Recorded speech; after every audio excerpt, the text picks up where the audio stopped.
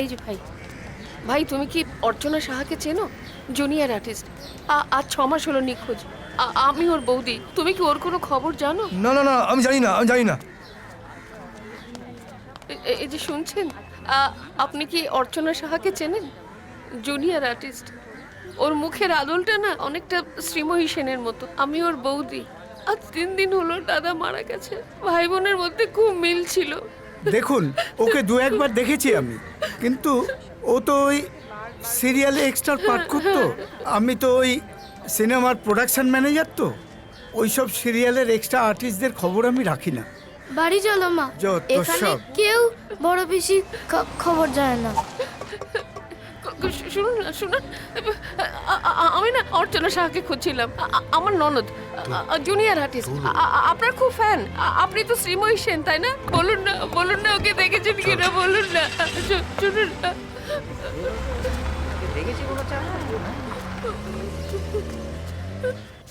তোকে যেন কেমন অন্যরকম মনে হচ্ছে। তুই তো আগে সব ছাইপাশ খেতিস না, তবে এখন কেন খাচ্ছিস?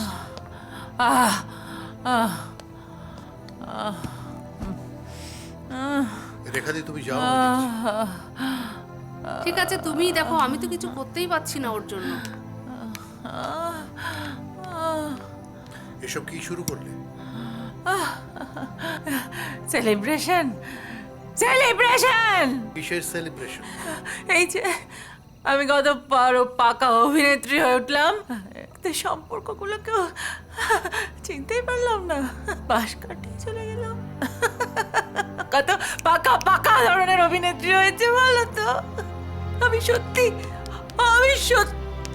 শ্রীময়ী সেন হয়ে উঠেছি, দ্য রিয়েল সুপারস্টার। নিজেকে সামলাও। একজন শিল্পীর অনেক স্যাক্রিফাইসের প্রয়োজন। আচ্ছা দাদা, আমি যদি অয়নজিৎকে আমি সত্যি সত্যি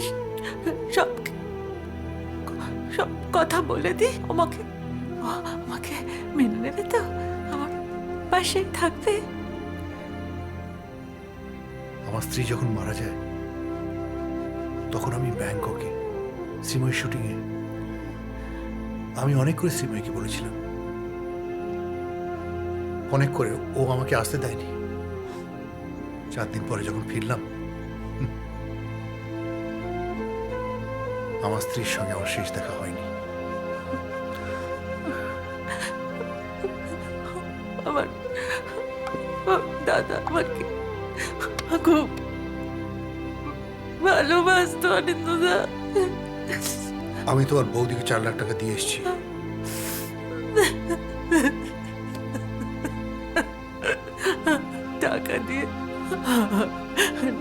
টাকা দিয়ে সব কিছু মিটিয়ে দেওয়া যায় না। সুখ, দুঃখ, ভালোবাসা সব টাকার ওজনে হারিয়ে যায়।